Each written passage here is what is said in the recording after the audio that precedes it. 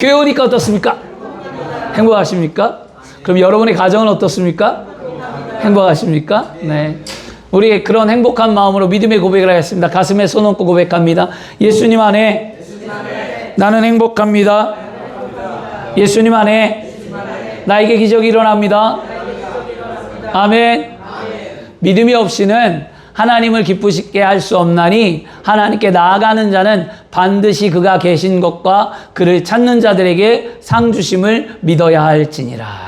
오늘도 여러분의 믿음대로 되는 역사가 나타난 줄 믿습니다. 믿음으로 나온 거예요. 믿음으로 기도하는 거예요. 믿음으로 예배하는 거예요. 믿음으로 삶의 여정을 살아가는 거예요. 여러분이 때로는 힘들고 아프고 어려워도 믿음으로 내가 걸어간다는 사실을 기억한다면 하나님 우리를 붙들어 주신 줄 믿습니다. 그래서 우리는 믿음으로 오늘 이 시간 고백한 거잖아요. 믿음의 하나님 앞에. 그래서 여러분이 믿음으로 여러분의 삶에 행복이 넘쳐나기를 축원합니다.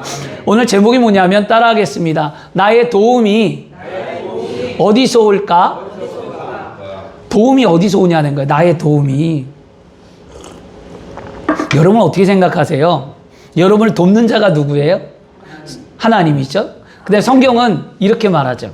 나의 돕는 자를 하나님 믿음으로 말하기 전에 우리 뭐라 그러죠? 나의 돕는 자를 배필이라고 얘기하죠.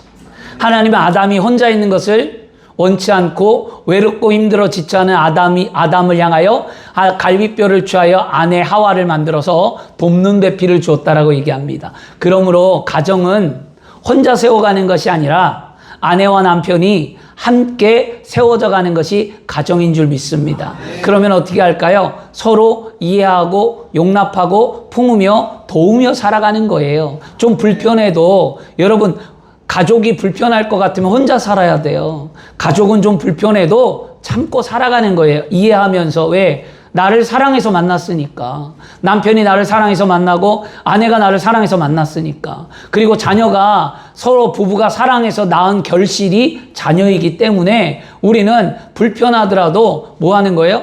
용납하고 이해하며 살아가는 거예요.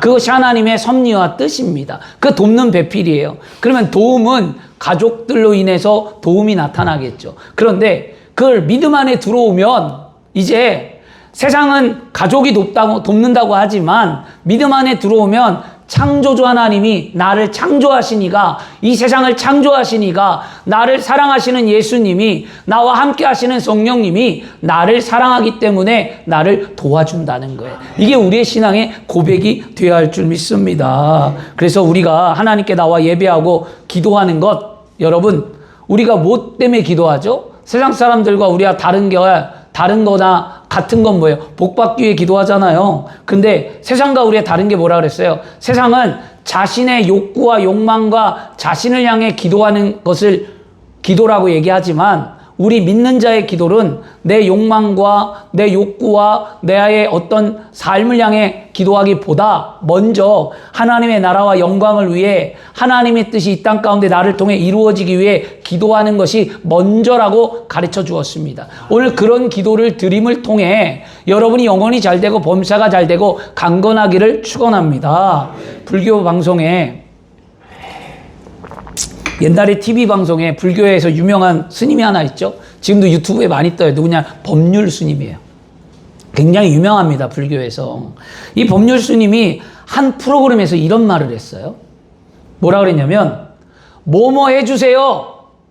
그것은 기도라고 하지 않습니다. 불교에서는요. 뭐뭐 해주세요라는 걸 기도라고 하지 않는데요. 우리는 뭐뭐 해달라고 기도하잖아요. 놀라운 이야기를 했습니다. 법률 스님이 그렇게 얘기했어요. 뭐뭐 해주는 건 기도가 아닙니다. 그것은 기복이라고 말하지요. 본인은 기도하는 게 아니고 기복을 하고 있는 것입니다. 그러니까 집착과 욕구를 성취하기 위해 하는 것은 기복입니다. 라는 말을 했어요.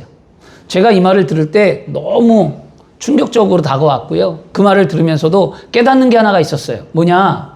우리는 기도를 사실 뭐뭐 해주세요라고 기도를 많이 하지 않습니까? 여러분 우리 오늘 교회 나와서 이 시간 하나님 뭐뭐 해주세요라고 기도한다면 이건 뭐예요? 불교 인의 수준도 못 되는 기도라는 거예요. 불교도 이건 기도라고 하지 않는데요. 근데 우리가 그렇게 기도한다면 불교인보다도 못한 기도를 하고 있다는 거잖아요. 그건 기복에 가까운 거죠. 그러면 우리가 어떤 기도를 해야 하는가? 예수를 믿고 구원받은 우리의 기도는요, 하나님의 뜻이 나를 통하여 이 땅 가운데 성령 충만함으로 이루어지기를 원하는 기도를 해야만 합니다. 그리고 기도는 내 뜻을 구하는 것이 아니라 하나님의 뜻을 구하기 위하여 하나님께 묻는 거예요. 하나님께 묻는 게 기도입니다. 그러면 우리가 제일 먼저 무엇을 묻고 기도해야 하는가? 하나님, 나를 왜 창조하셨습니까? 하나님, 왜 나를 이 땅에 태어나게 하셨죠? 삶의 목적을 알아야 이게 신앙인이 되는 거예요. 왜 태어났는지, 하나님 왜 나를 창조하셔서 이 땅 가운데 삶을 살게 하시는지를 먼저 깨달아야 되는 거예요. 그리고 난 후에 우리가 기도할 게 뭐냐면, 그러면 하나님, 왜 나를 사랑하셔서 독생자 예수 그리스도가 이 땅에 오셔서 죽기까지 피 흘리시고 돌아가셔서 왜 나를 구원하셨습니까? 하나님의 구원의 목적이 뭡니까? 내가 왜 하나님의 자녀가 되고 하나님이 왜 나를 구원시켰습니까? 이걸 기도해야 되겠죠. 그리고 난 후에 우리의 기도는 뭐냐면, 그러면 하나님, 내가 하나님의 창조의 목적도 알고 하나님의 그 크신 사랑을 깨달았다면 나는 내가 살아가는 삶 속에 어떻게 살아가는 것이 하나님이 원하는 복된 삶입니까? 이걸 기도해야 되겠죠. 이게 기도예요, 여러분. 오늘 우리의 기도는 이렇게 달라져야 될 줄 믿습니다. 하나님은 우리가 존재의 목적을 분명히 알고 우리가 기도하기를 원하십니다. 그리고 하나님은 우리가 존재의 목적을 알고 영원히 잘 되어서 예수 그리스도 안에서 풍성한 은혜를 얻어서 범사가 형통하고 강건하게 살기를 원하십니다.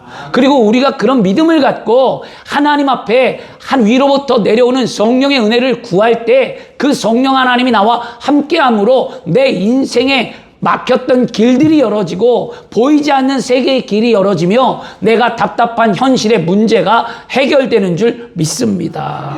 그래서 우리가 그렇게 기도하기를 축원하죠. 근데 여러분, 처음 예수를 믿을 때 이렇게 기도하나요? 안 해요. 예수 처음 믿으면 이렇게 기도 못합니다.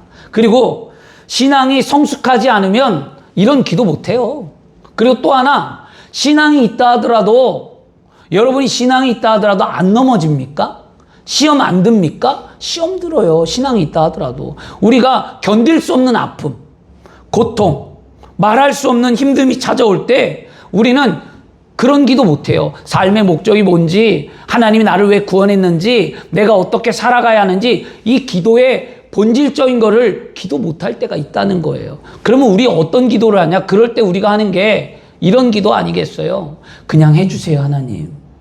불쌍히 여겨주세요. 도와주세요. 채워주세요. 해결해주세요. 치료해주세요라고 기도할 수밖에 없다는 거예요. 그러면 왜 우리가 이렇게 기도할 수밖에 없는가? 하나님은 성경 민수기 6장 24절과 26절에 분명히 말씀합니다. 야훼는 내게 복을 주시고 너를 지키기를 원하며, 야훼는 그의 얼굴을 내게 비추사 은혜 베푸시기를 원하며, 야훼는 그의 얼굴을 내게 향하여 드사 평강 주기를 원하노라고 분명히 말씀합니다. 하나님은 우리에게 은혜를 베풀어 주시기를 원하시는 좋으신 하나님이기 때문에 내가 기도할 수 있는 거예요. 물론 우리가 기복적인 신앙을 갖고 기도할 수도 있지만 그 기복적인 기도를 통해서 하나님이 나를 깨우쳐주고 깨닫게 하신다는 거예요. 여러분, 믿음이 있는 자들은 기복적인 기도 하지 말고요. 믿음이 흔들리거나 연약하거나 예수를 처음 믿는 사람들을 기복적인 기도 하십시오. 그리고 난 후에 하나님 앞에 내가 깨닫게 해달라고 간절히 기도하시기를 축원합니다. 그렇죠? 누구든지 고난을 당하잖아요. 어려움 다 당해보셨죠? 살면서 어려움 안 겪는 사람 없어요. 다 겪어요. 그러면 고난을 당하면 자기 힘으로 해결할 수 없는 아픔과 고통이 오잖아요. 그럼 뭐 하죠? 도움을 요청해요. 내가 할 수 없으니까 사람을 자꾸 찾게 되죠. 그런데 자기 힘이 미치지 못하고 어려움이 닥치기 때문에 다른 사람을 도움을 요청하는 것이 당연한 거예요, 여러분. 그런데 사람의 힘으로도 안 될 때가 있잖아요. 아무리 사람을 도움을 요청해도 풀리지 않는 문제 어떻게 풀겠냐고요. 막 마음이 답답해요. 누구도 나를 알아주지 않아요. 내 마음을 끄집어서 표현하고 싶은데 나를 알아주는 사람이 없어요. 남편도 나를 알아주지 않고 아내도 나를 알아주지 않고 주변에 나와 가까웠다라는 사람들조차도 나를 모르고 내가 함께 했던 자들이 나를 알 것 같은데 나를 아무도 몰라줄 때 그런 공허함과 그런 외로움과 그런 지침 속에 놓일 때 그때 여러분 하나님밖에 의지할 곳이 없다는 거예요. 여러분 누구도 그 문제를 해결하지 않습니다. 인간의 삶은 비록 짧지만 여러분 일생 동안 수없이 많은 환난을 경험하며 아픔을 경험하고 살아갑니다. 정신적인 환난을 우리 겪어요. 육체적인 환난도 겪어요. 가정적인 환난도 겪어요. 국가적인 환난도 겪어요. 여러분 이런 어려움을 당할 때 궁극적으로 도움은 어디서 오느냐? 하나님으로부터 온다는 거예요. 이거 잊으시면 안 됩니다. 따라하겠습니다. 나의 삶에 도움은 하나님께로 온다. 아멘. 이걸 잊지 마세요, 여러분. 이거 한 가지만 해도 오늘 기억하고 이 성전의 문을 열고 나간다면 여러분의 행복한 삶을 살아갈 수 있습니다. 그렇죠? 그래서 시편 기자는 말합니다. 오늘 21편에 말하기를요. 내가 산을 향하여 눈을 들리라. 나의 도움이 어디서 올까? 나의 도움은 천지를 지으신 야훼께로다라고 고백하지. 시편 21편은요. 어떤 시냐면요. 시편의 기자들이 많아요. 기자는 뭐냐면 시편을 기록한 사람의 인물이 많아요, 여러분. 다윗도 있고 솔로몬도 있고 아삽도 있고 모세도 있고 여러 가지 사람들이 있는데 이 시편 121편은요. 그 순례자의 시라고 얘기합니다. 순례자의 시라고 왜 얘기하냐면 이스라엘 백성들이 예루살렘 성전을 향하여 순례길을 떠나던 그때에 하나님 앞에 노래했던 시예요. 그래서 순례자라는데요. 광야의 길을 걸어갈 때 다가오는 위험과 어려움에 자신을 지켜주시는 하나님을 향하여 고백한 시가 바로 121편의 시였습니다. 모든 사람이 세상에 태어나는 순간 우리는 뭐예요? 광야라고 그러죠. 세상을 광야라고 표현하는데 광야 같은 인생길을 우리는 살아간단 말이에요. 이런 어려운 인생길을 살아갈 때에 하나님의 도움이 없는 한순간도 우리는 살아갈 수 없음을 고백해야만 합니다. 왜냐? 이런 어려움 속에서 어떻게 살아가겠냐고요. 그래서 우리가 이런 광야길을 걸어갈 때 하나님이 왜 나를 창조하셨는지를 먼저 꼭 깨달으세요. 그리고 이 문제를 만날 때 이 문제 속에 그러면 하나님이 나를 구원해 주셨는데 구원하신 하나님이 내 아픔과 고통을 모르시겠냐고요. 다 알고 계시는 하나님이니까 그 문제 속에 기도하면 되죠. 나를 사랑하시는 하나님을 깨닫고 그리고 내가 이 땅에서 하나님이 살아가는 삶이 하나님 목적을 이루는 삶을 살아가기를 원한다면 하나님이 나를 통해 구원하기를 원한다라는 거예요. 남편을 구원하고 자녀를 구원하고 이웃을 구원하고 그래서 우리 교회의 표가 뭐예요? 행복한 구원의 기쁨을 예수 그리스도 안에서 함께 지어져가는 공동체라는 거잖아요. 여러분들이 말씀대로 하나님을 깨닫고 삶의 목적과 의미를 깨달아서 온전한 그리스도인들이 되어지면 여러분들이 하나님의 목적을 이룰 때 그 목적 속에 많은 영혼을 구원의 길로 인도하는 하나님의 백성이 되는 거예요. 그런 저와 여러분이 오늘 되기를 바랍니다. 그래서 오늘 예수를 믿고 예배하러 나온 여러분, 우리의 삶에 하나님을 인정하고 의지하고 모셔드려서 하나님의 도우심을 경험하는 그리스도인들이 다 되기를 축원합니다. 예배는 뭐라 그랬어요? 교회는 다름의 장소라 그랬어요. 교회는 다름의 장소가 뭐예요? 하나님을 체험하는 장소예요. 위로받는 장소예요. 문제 해결받는 거예요. 치료받는 거예요. 하나님의 살아계심을 아는 거예요. 영적으로 성장하는 거예요. 세상이 볼 수 없는 눈을 갖고 하나님의 세계를 바라보는 거예요. 세상에서 힘든 마음을 갖고 왔을 때 하나님의 그 크신 위로와 소망을 통해 기쁨을 얻고 돌아가는 것이 예배입니다. 이것이 다름이에요. 오늘도 한 주간 어떤 인생을 살았든지 간에 오늘 이 자리에 예배에 나왔다면 오늘 하나님을 경험하고 기쁨을 누리고 감사하며 회복되어지는 저와 여러분이 되어야 할 줄 믿습니다. 그래서 여러분 살아계신 하나님은 분명 우리 인생 가운데 우리를 도와주시는 좋으신 하나님이거든요. 시편 21편 1절, 2절 분명히 말하잖아요. 내가 산을 향하여 눈을 들려 나의 도움이 어디서 올까? 나의 도움은 천지를 지신 야훼께라고 말하는데 예루살렘 성전은요. 이스라엘 나라에 왜 이런 노래를 했냐면 역사적 지리가 그래요. 이스라엘 나라에 예루살렘 성전이 어디에 있냐면 산으로 둘러싸여져 있었어요. 예루살렘 성전이 산으로 둘러싸여 있어서 예루살렘은 난공불락의 성전이었단 말이에요. 왜냐하면 침략자들이 예루살렘 성을 침략하기가 어려웠어요. 왜냐? 산으로 둘러싸여 있었기 때문에. 그래서 이 시편 기자는 그 예루살렘 성을 둘러싸고 있는 그 산을 하나님으로 비유한 거예요. 예루살렘 성이 산으로 둘러싸여서 보호받는 것처럼 자신의 인생 가운데에 하나님이 나를 둘러싸고 보호하기 때문에 나는 하나님을 찬양한다는 거죠. 오늘 그런 믿음의 고백이 되어야 할 줄 믿습니다. 그래서 우리가 시편 62편 5절에도요. 나의 영혼아 잠잠히 하나님을 바라라. 무릇 나의 소망이 그로부터 나온도다. 여러분 원하는 게 있고 바라는 게 있고 소망하는 게 꿈꾸는 게 있잖아요.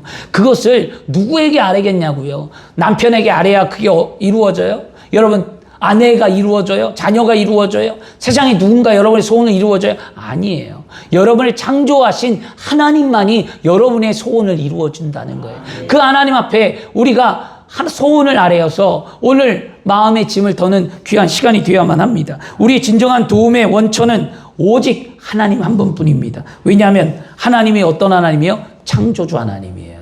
그래서 이사야 40장 28절과 31절에도 말씀하는데요. 너는 알지 못하느냐? 듣지 못하느냐? 영원하신 하나님 야훼 땅끝까지 창조하신 이는 피곤하지 아니하며 곤비하지 아니하며 명철함이 없으시며 곤비한 자에게 능력을 주시고 무능한 자에게 힘을 더하시나니 소년이라도 피곤하여 곤비하여 장정이라도 넘어져 쓰러지되 오직 야훼를 앙망하는 자는 새 힘을 얻으리니 독수리가 날개치며 올라감 같을 것이요 다름질하여도 곤비하지 아니하고 걸어가도 피곤하지 아니하려다. 이게 하나님이에요. 여러분 우리의 기도를 들으시고 우리의 삶에 도움을 주시는 하나님은요 피곤하지 않대요. 그죠? 곤비하지 않대요. 명철하시대요. 그 다음에 우리 하나님은 무능한 자에게 힘을 주시는 하나님이 돼요. 그 하나님께 나온 거예요, 우리가. 그 하나님을 바라보는 자에게 독수리 같은 새 힘을 주겠대요. 그리고 우리가 하나님을 인격적으로 오늘 이 시간 체험하면 우리가 살아가는 인생이 절대로 여러분 망하거나 실패하거나 곤비하거나 아프거나 염려나 근심이 없는 삶을 살게 된다라는 겁니다. 그러므로 여러분 어떠한 어려움과 위기의 상황에서 우리가 해야 될 게 뭐냐? 지금 이 상황에서 눈을 들어 천지를 지으신 창조주 하나님을 바라봐야만 합니다. 우리의 유일하게 도움자 하나님 한 분밖에 없음을 오늘 고백하는 귀한 삶이 되어야만 합니다. 그러면 오늘 이제 이 시편 기자가 5가지를 말했어요. 뭘 말했냐? 하나님을 내가 도움을 요구하고 하나님이 나의 하나님이 되고 하나님이 네 인생 가운데 나를 돕는 이유는 5가지래요. 뭐냐? 여러분 3절을 한번 보세요. 3절 뭐라고 말하냐면 야훼께서 너를 실족지 아니하게 하시며 너를 지키시는 이가 졸지도 아니하시리로다 말씀합니다. 첫째는 하나님은 뭐냐? 우리를 절대로 실족하게 내버려 두지 않는다라는 거예요. 실족하지 그거 뭐냐면 어려움이 있을 때 우리가 하나님의 도움을 구하면 하나님은 반드시 우리를 지켜주시는데 이 순례자들이 광야길을 걸어갈 때에 구덩이가 있고 낭떠러지가 있어 발을 헛디뎌서 그들이 생명이 위태롭게 될 것을 순례자가 그 생명의 위태로움을 하나님이 실족하지 아니하도록 지켜주신다고 고백했습니다. 그걸 노래했어요. 그 하나님을 경험했던 거예요. 그 하나님을 경험한 시편 기자처럼 우리의 오늘 고백이 뭐냐면 우리의 인생도 마치 광야길에서 쉽게 넘어지고 실족할 수밖에 없는 인생을 살아가지만 그 속에서 하나님이 나를 지키신다는 것을 믿음으로 고백해야 될 줄 믿습니다. 시편 기자는 또 말합니다. 내가 평안히 눕고 자기도 하리니 나를 안전하게 살게 하시는 이는 야훼라고 고백합니다. 여러분을 지키시는 분은 하나님 한 분밖에 없습니다. 그렇죠? 그리고 시편 기자는 두 번째 뭐라고 말했냐면요. 4절을 한번 보세요. 시편 120편 4절에 이스라엘을 지키는 이는 졸지도 아니하시고 주무시지도 아니하시리라 라고 말씀합니다. 4절 다시 보겠습니다. 이스라엘 지키는 자는 졸지도 아니하시고 주무시지도 아니한다라고 말씀합니다. 이 4절을 통해서 보면 하나님 우리를 지킬 때 불꽃 같은 눈으로 지킨다는 거예요. 졸지 않으신데요. 하나님 우리를 졸지 아니하고 그냥 보고 계신다는 거였습니다. 하나님 마치 성을 지키는 파수꾼처럼 성을 지키는 파수꾼이 만약에 성을 지키는 파수꾼이 졸면 전쟁에 실패하잖아요. 파수꾼은요 졸지 않아요. 그래서 신명기 32장 10절에도 야훼께서 그를 황무지에서 짐승이 부르짖는 광야에서 만나주시고 호위하시며 보호하시며 자기를 눈동자같이 지키신다고 얘기합니다. 하나님은 우리를 눈동자같이 지키시는 하나님, 어려움에서 건져주시는 하나님, 그 하나님을 믿으셔야 될 줄 믿습니다. 눈과 여러분 눈을 보세요. 눈을 보면 눈썹과 눈꺼풀이 있잖아요. 눈썹과 눈꺼풀이 있어서 눈물샘이 한순간도 쉬지 않으면 눈동자를 보호하지 못한대요.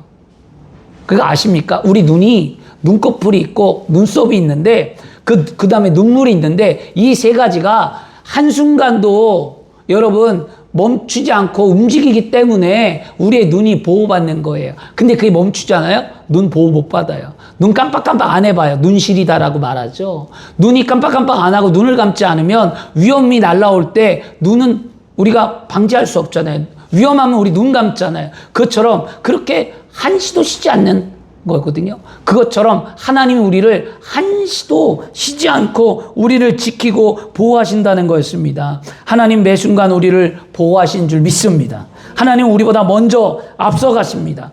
또한 우리 옆에서 우리를 붙들어 주십니다. 그리고 우리가 지쳐서 힘들 때 우리 등 뒤에서 우리의 등을 떠밀어 주시는 분이 우리 하나님이십니다. 그러므로 나의 등 뒤에서 나를 도우시는 하나님이 계심에 감사하기를 축원합니다. 또한 나의 인생길에서 내가 지치고 고나고 매일처럼 주저앉고 싶을 때 나에게 손 내밀어 주시고 그 손을 잡는 내가 일으켜 세워 주시고 그와 함께 걷게 하심에 감사하시길 바랍니다. 주 안에 사랑하는 여러분, 막막한 현실에서 앞으로 걸어갈 수 없습니까? 주저앉아 있습니까? 오늘 예수님을 구주로 영접하고 영혼이 잘 되어서 우리의 범사가 잘 되며 강건한 삶을 살아갈 수 있도록 우리에게 힘주시는 그 하나님을 의지하기를 축원합니다. 하나님 우리가 천국 가는 그날까지 우리를 붙드시는 하나님이신 줄 믿습니다. 그렇죠? 세 번째는 뭐라고 얘기하면 5절과 6절에 말씀합니다. 야훼는 너를 지키시니라. 야훼께서 내 오른쪽에서 내 그늘이 되시나니 낮의 해가 너를 상하게 하지 아니하며 밤의 달도 너를 해치 않는다라고 말합니다. 이 말이 뭐냐면 이 팔레스타인 지역은요 기후가 너무나 낮과 밤의 기후가 격차가 너무 심해서 한낮에는 걸어다니지가 못해요. 섭씨 40도가 넘기 때문에 낮에는 걸어다니지 않아요. 사람이 팔레스타인 땅에는요. 근데 밤에는 또 엄청나게 추워서 영하로 떨어져요. 그래서 이 낮과 밤의 기온 차이가 엄청 큰 땅이 그 땅이에요. 팔레스타인 중동 땅인데요. 그런데 그런 땅에서 이 순례자가 맨몸으로 걸어가잖아요. 순례자는 뭐예요? 걷는 자예요. 그러면 자신이 맨몸으로 걸어가는데 이 낮에 햇빛이 강해서 견딜 수 없는 이 갈증과 고통과 아픔의 길을 걸어갈 때 하나님이 뭐예요? 그늘이 되어주신다는 거예요. 막아주신다는 거예요. 햇빛을요. 이 말이 그에게 얼마나 은혜가 되겠냐고요. 광야에서 유일한 휴식처, 보호받을 수 있는 것은 그늘밖에 없다는 거예요. 우리의 삶 가운데에 늘 우리를 보호하시고 내가 의지하고 내가 바라보며 내가 소망할 분은 하나님 한 분밖에 없다는 거예요. 그런 믿음의 삶이 되기를 축원합니다. 그래서 하나님이 낮에는 낮이나 밤이나 우리의 그늘이 되어 주셔서 원수가 어떠한 공격에도 우리를 안전하게 지켜 주신다는 거죠. 이스라엘 민족이 출애굽을 할 때 광야길을 걸어갔다고 출애굽에 말하거든요. 그 광야길을 걸어갈 때 하나님이 이스라엘 민족을 어떻게 지켰냐면 출애굽기 13장 21절과 22절에 야훼께서 그들 앞에 가시며 낮에는 구름 기둥으로 그들의 길을 인도하시고 밤에는 불 기둥으로 그들에게 비추사 낮이나 밤이나 진행하게 하시니 낮에는 구름 기둥 밤에는 불 기둥에 백성 앞에서 떠나지 아니하시리라. 하나님이 이스라엘 백성들을 출애굽하고 광야길로 인도한 다음에 떠나지 아니하신 것처럼 하나님은 오늘날 우리를 예수 그리스도를 믿게 하고 구원시키신 그 하나님이 이 세상을 살아가는 우리에게 이스라엘 백성들을 광야에서 구름기둥과 불기둥으로 지키셨던 하나님이 오늘 우리를 이 인생 가운데 구름기둥과 불기둥으로 지켜준다는 거였어요. 그런 믿음이 있으면 우린 못할 일이 없다는 거였어요. 그런 삶이 되길 바랍니다. 네 번째 5절은 말합니다. 야훼는 너를 지키시는 이시라. 야훼께서 내 오른편에 내 그늘이 되시느니라 라고 또 말씀합니다. 우리 잠시만요. 환난을 면케한다 라고 말씀합니다. 그래서 하나님은요 우리에게 네 번째로 환난을 면케한다고 말합니다. 그 환난이 무엇이냐면 여러분 인생을 살면서 환난을 안 겪는 사람이 없잖아요. 환난이 없는 사람이 어디 있어요? 다 있어요. 환난은요. 그 환난의 격차가 뭐예요? 크다는 거예요. 어떤 사람은 그 환난이 크게 느껴지고 어떤 사람은 작게 느껴지는 거죠. 이걸 쉽게 비유해서 늘 얘기했습니다. 돈으로 비유했어요. 어떤 사람은 내 삶에서 막 10만 원이 굉장히 소중하고 큰 돈처럼 느껴지고 어떤 사람은 100만 원, 어떤 사람은 1000만 원. 다 뭐예요? 삶의 가치와 방법과 모습에서 느껴지는 게 다른 것처럼 여러분 환난도 느끼는 게 달라요. 그래서 함부로 말하면 안 되는 거예요. 그게 무슨 환난이야? 아, 그것도 못 이겨? 그게 환난이야? 그 정도는 이겨야지. 이렇게 말하시면 안 됩니다. 그 사람에게는 그 환난이 너무나 마음이 아프고 고통스럽고 힘든데 내가 느끼기에 그 환난이 아무것도 아닌 것 같지만 그 사람의 입장에서는 엄청나게 큰 고통과 아픔이라는 거예요. 그런데 우리는 너무나 쉽게 얘기한다는 거예요. 여러분, 예수의 마음은 뭐냐? 예수를 믿고 구원받은 우리 예수 그리스도의 마음은요, 남을 나보다 낮게 여기고 남을 불쌍히 여기고 죽게 대하듯 하라고 했다면 우리는 늘 마음의 문을 열고 용납하고 이해하고 품으며 그 상대방의 마음을 헤아리는 자가 되어야 할 줄 믿습니다. 그러려면 항상 기억할 것 어떻게 하라고요? 따라하겠습니다. 예수님이라면 어떻게 하셨을까? 꼭 생각해야 돼. 그래야 교만하지 않고 그래야 함부로 말하지 않습니다. 그 말이 여러분 세상에서만 통용되는 것이 아니라 가정에서도 통용돼야죠. 가정에서도 남편과 아내가 가정에서도 부모와 자녀 가운데 대화 가운데 아니면 놓여 있을 때 아니면 분쟁이 놓여 있거나 미움이 있거나 마음에 다툼이 있거나 어려움이 있는 가정 속에서 예수를 믿는 우리가 먼저 예수님이라면 이런 남편에게 어떻게 말하길 원합니까? 예수님이라면 지금 내 자녀가 나에게 상처를 주었는데 그 자녀에게 내가 뭐라고 말할까요? 예수님이라면 세상 사람들에게 상처받은 내가 어떻게 말하고 살아갈까요? 예수님, 말해야 되겠죠. 그러면 우리는 하나님께서 우리에게 할 말을 말하게 하시고 생각나게 하시며 성령의 은혜로 우리를 깨우쳐 주시는 줄 믿습니다. 그래서 모든 환난을 면케하신다는 거예요. 그래서 이사야 43편 2절에도요. 내가 물 가운데로 지날 때에 내가 너와 함께 할 것이라. 강을 건널 때에 물이 너를 침몰하지 못할 것이며 내가 불 가운데 지날 때에 타지도 아니할 것이요 불꽃이 너를 사르지 아니할 것이라고 이사야 43장 2절에 말씀합니다. 하나님이 이렇게 우리를 지켜주신대요. 어떠한 환난과 시험이 다가와도 우리의 피난처 되시는 주님만을 바라보고 우리의 힘과 능력이 되시는 그 하나님 앞에 여러분 환난 가운데 나를 만나주시는 그 하나님 앞에 우리는 오늘 감사의 기도를 들으시기를 바랍니다. 마지막은 뭐라고 얘기하냐면 8절이에요. 8절은 말합니다. 야훼께서 너의 출입을 지금부터 영원까지 지키시리라. 하나님이 지키는 게 여러분 그냥 어떤 오늘 한 번만 은혜 주고 끝난 하나님이 아니라는 거예요. 한 번 예수를 믿고 구원을 받았으면 예수 믿고 구원받았으면 천국 갈 때까지 하나님은 나를 결코 버리지 아니하고 하나님은 나를 놓지 아니하시고 하나님의 그 사랑은 변하지 아니하며 하나님의 사랑은 어떤 것으로 끊을 수 없기에 하나님은 나와 함께하길 원한다라는 거예요. 내가 하나님을 멀리 했고 내가 세상에 나갔고 내가 죄악 가운데 머물렀고 내가 하나님을 등한시하고 예배했던 내 삶이 이제는 하나님께 돌아와서 그 은혜를 깨닫고 감사하며 내 영혼부터 끝까지 나를 사랑하시는 하나님 앞에 감사하다고 말해야죠. 우리 은혜가 뭐라 그랬어요? 죄진 거 고백할 수 있는 거 십자가의 은혜라고 그랬잖아요. 십자가의 은혜 오늘 나와서 그냥 용서해달라고 말하면 돼요. 내가 잘못 살았다고, 내가 힘들었다고, 내가 미워했다고, 내가 하나님 앞에 아름답지 못했다고, 내 마음이 무너졌다고, 내 삶이 이렇게 되었다고, 주님, 그런데 내가 오늘 나왔으니 나를 용서해 주시고 나와 함께 해달라고 기도하면 돼요. 이런 기도가 여러분이 영혼을 살리고 삶이 바뀌고 가정이 행복해지고 여러분이 영혼이 잘 되고 범사가 잘 되고 강건한 은혜가 임하게 되는 거예요. 그런 기도 우리는 오늘 해야 될 줄 믿습니다. 하나님께서 주시면 가정에서도 화목과 평안이 있고요. 일과 직장에서도 평안이 있고요. 사업에서도 형통하게 되는 줄 믿습니다. 신명기 28장 3절과 6절은 말씀합니다. 성읍에서도 복을 받고 들에서도 복을 받을 것이며 내 몸의 자녀와 내 토지와 내 소산과 내 짐승의 새끼와 소와 양의 새끼와 복을 받을 것이며 광주리와 떡방주리 그릇이 복을 받을 것이며 내가 들어가도 복을 받고 나가도 복을 받을 것이라. 그렇잖아요, 여러분. 하나님은 우리를 도우시고 한량없는 은혜와 축복을 주시는 좋으신 하나님이신 줄 믿습니다. 그래서 시편 48편 14절은 또 말씀합니다. 야훼는 영원히 우리 하나님이시니 그가 우리를 죽을 때까지 인도하시리로다.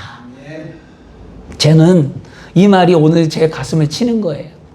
하나님은 나의 하나님이 되셔서 내가 죽을 때까지 나를 인도하신다. 이게 우리의 신앙이거든요.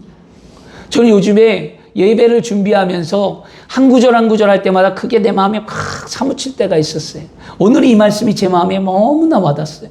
하나님 나의 하나님이셔서 내가 죽을 때까지 나를 인도한다는 거예요. 내가 아둔해서, 내가 미련해서, 내가 세상에 욕망이 있어서, 내 욕구가 넘쳐나서, 내가 내 필요를 쫓아서 세상 가운데 아무리 살고 내가 믿음이 있다고 하고 내가 주의 종이지만 거룩함이 없고 아름다움이 없고 하나님 보시기에 떳떳한 삶을 살지 못한다 해도 하나님은 나를 사랑하신다는 거였어요. 그리고 영원까지 나를 지켜준다는 거예요. 그러니까 위로가 되더라는 거예요. 소망이 생기더라는 거였어요. 오늘 그 소망이 저와 여러분의 소망이 되어서 내 평생의 선하심과 인자하심이 반드시 나를 따르느니 내가 야훼의 집에 영원히 살리라. 이런 믿음의 고백을 드리세요. 우리는 하나님 앞에 영원한 집에 살아야 될 줄 믿습니다. 그러므로 여러분, 말씀을 듣는 여러분, 하나님 앞에 예배하는 것, 하나님의 전에 나오는 것을 게으리하지 마시고요. 이제부터 새 힘을 얻고 예배의 자리에 나와 하나님을 경험하고 위로받고 문제 해결받고 하나님의 응답을 받고 여러분의 믿음대로 되는 역사가 나타나고 하나님의 뜻이 이 땅 가운데 여러분을 통해 이루어지기를 축원합니다. 그게 우리의 신앙이잖아요. 그렇죠? 그렇게 되시면 좋겠습니다. 우리 한 청년이 하도 교회를 안 나와갖고 한 달 동안 넘게 안 나왔어요. 그랬더니 문자가 딱 왔어요. 뭐라고 하냐면, 목사님, 전쟁이 나가도 나갈게요. 전쟁은 이미 났는데? 근데 전쟁이 와도 온대요. 그런데 그러면서 제가 웃었어요. 그 말이 재밌어서. 근데 나왔어요. 근데 제가 이 말을 왜 드리냐? 그 마음이에요, 마음. 어떤 사람은요, 예배를 빠져도 그냥 아무렇지도 않아요. 한 달을 빠지고 두 달을 빠지고 1년을 빠지고 뭐 해도 아무렇지도 않은데 예배를 빠진 게 너무 미안한 거예요. 하나님께도 미안하고 목사님께도 미안하고. 그러니까 늘 예배를 지키지 못하는 내 자신이 부끄러운 거예요. 그러니까 마음이 요동치는 거죠. 그러니까 나오는 거예요. 저는요, 여러분이 신앙인이 올바른 신앙이 되라고 말하잖아요. 뭐냐면 우리는 하나님의 살아계심을 알고 내가 구원의 감격을 회복하고 내 삶의 하나님 목적과 뜻을 발견해서 여러분들이 하나님을 진짜 만나서요, 여러분이 왜 예배하는지를 깨닫고 늘 하나님 앞에 나와 기도했으면 좋겠습니다. 그리고 우리는 정직해야 돼요. 부끄러우면 부끄러운 거예요. 실수하면 실수한 거예요. 여러분 그걸 감출 필요도 없는 거예요. 그러니까 오늘 이 자리에 나와서 하나님 내가 그동안에 이렇게 살았는데 용서해달라고 말하면 여러분 흰눈같이 양털같이 용서하신 하나님의 은혜가 임하는 줄 믿습니다. 그래서 다시 일어나는 거예요. 그리고 하나님을 더 가까이 찾는 저와 여러분이 되어야 될 줄 믿습니다. 말씀 마치겠습니다. 여러분, 우리의 도움은 천지를 지으시고 살아계신 하나님께로부터 온다는 사실을 반드시 깨닫기를 바랍니다. 그래서 예수 믿고 구원받은 우리는 하나님의 자녀가 되어서 내가 이 땅에 태어난 목적을 분명히 깨닫고, 그렇죠? 그리고 내가 구원의 의미를 깨닫고 십자가의 사랑, 그 헌신 깨닫고요. 또한 그리스도 예수 안에서 하나님께서 나에게 주신 삶을 어떻게 살아가야 함을 깨달아서요. 우리의 삶 속에서 하나님의 영광을 나타냄을 통해 죽어가는 영혼들이 여러분을 통하여 이 땅 가운데 하나님의 나라가 세워지기를 축원합니다. 전도는 그렇게 하는 거예요. 전도는요, 교회 나와라 예수 믿어라 해서 전도하는 것보다 더 중요한 건 나의 삶 속에서 하나님의 살아계심을 드러내고 나의 삶 속에서 예수 그리스도의 십자가의 은혜와 사랑을 감사하는 모습이 드러나며 나의 삶 속에서 하나님이 주신 성령의 충만함을 통해 내가 늘 깨닫고 하나님 앞에 나오는 발걸음이 되어서 내 삶이 정직해지고 내 삶이 믿음의 성실함이 나타나고 내 삶에 거룩의 열매가 나타나 세상에 하나님을 증거하는 거예요. 그런 삶이 오늘 돼야 할 줄 믿습니다. 그래서 시편 기자는 오늘 분명히 말하잖아요. 만물을 만드신 뭐하라? 하나님을 바라볼 때 우리의 인생의 해답을 얻을 수 있다고 고백했고요. 하나님만이 유일한 우리의 도움이시라고 고백하며 인생의 모든 문제를 하나님께 맡기라고 지금 말해주고 있습니다. 그 하나님께 맡기는 그 하나님이 어떠한 하나님이냐? 5가지로 분명히 말하는데 우리를 절대로 실족하게 내버려두지 않는다는 하나님, 늘 깨어 우리를 지켜주시는 그 하나님, 그리고 늘 내 삶이 아픔과 고통과 연단 속에 살아가지만 그 속에서 하나님을 믿음에 평안할 수 있게 하신다는 것. 예수를 믿으면 행복해야만 합니다. 평안해야만 합니다. 그 평안의 삶이 될 수 있도록 우리에게 그늘이 되어주시는 하나님, 그리고 모든 환난 가운데서 나를 건져주시는 하나님. 그러므로 두려워하지 마세요.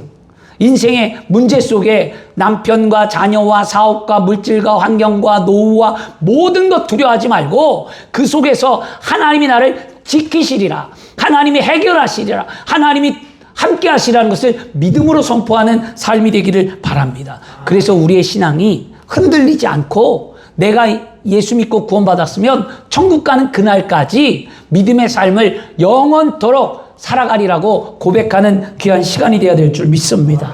주 안에 사랑하는 여러분, 예수를 믿고 구원받았다면 우리를 지키시는 하나님, 우리와 함께 하시는 하나님을 오늘 반드시 깨닫는 귀한 시간이 되어야 할 줄 믿습니다.